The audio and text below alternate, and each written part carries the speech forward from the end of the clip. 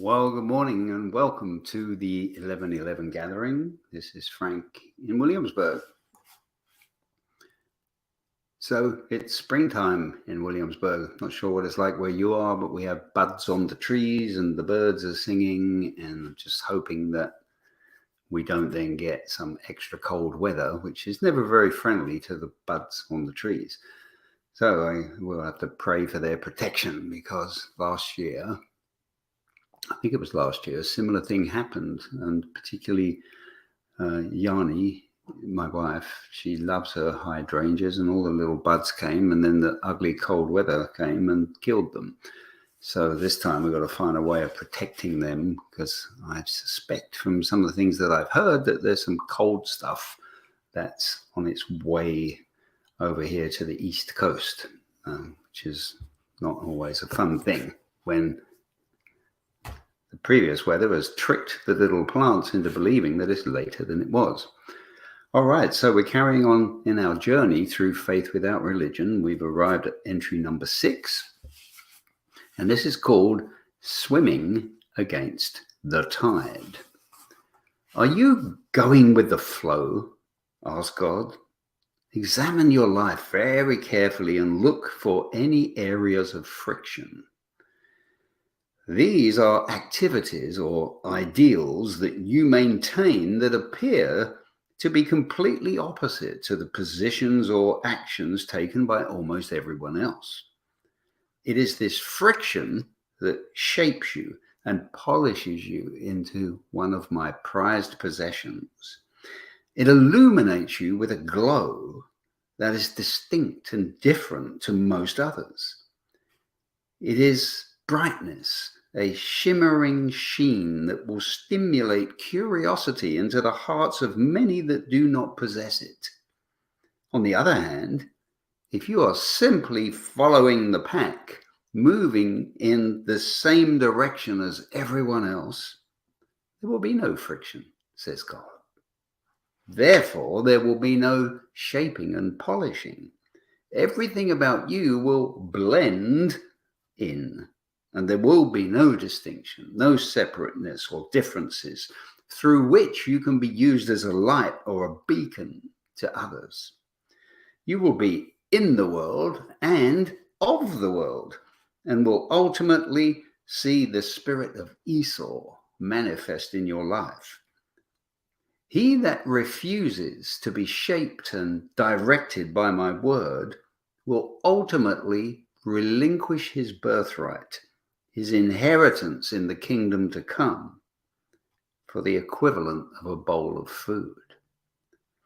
The food for which Esau traded his privileged position is represented today through the temporal material objectives that are the focus of the actions of most people today. They pursue assets and things, using far more effort and focus than they use in pursuing a relationship with me. What foolishness is this?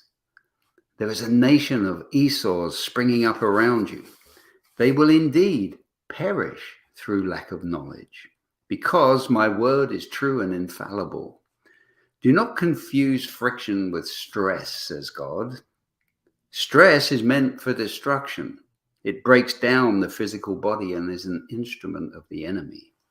The pursuit of the world's purposes will always produce stress for the called and the lost alike. Many are rendered ineffective through this stress because their eyes are on the world and not on me. They try to take the easy path, the one that most people are on. They see a light in the distance and proceed towards it in the deception that it shines from the throne room. It does not. One of the most difficult parts of running the race is the fact that there are so many running the wrong way on the track. These can be more of a challenge to you than even the lost. They will obstruct you, bump you, try to turn you around and make your own race more arduous. This again brings to the fore the importance of friction in your life. The more perfectly shaped and highly polished you are, the better equipped you will be to deal with the buffering and jostling that you will experience while running. Any sense of certainty regarding the outcome of your race should serve as a warning to you, says God. Certainty breeds complacency and will always lead to costly mistakes. It is the friction which keeps the wedding garment presented in pristine condition. It is the friction that can take the dull, meaningless things of the world and turn them into gold, silver, and precious stones to be laid upon your eternal foundation. It is the friction that rubs the olive of your soul and keeps your lamps brimming with oil, avoiding the loss of the 5 foolish virgins. The friction keeps you focused on polishing and growing your talents so that you hear the good report of the faithful servant and not the suffering of loss reserved for those counted among the wicked servants because they took the easy path. They went with the flow and did not follow my instructions.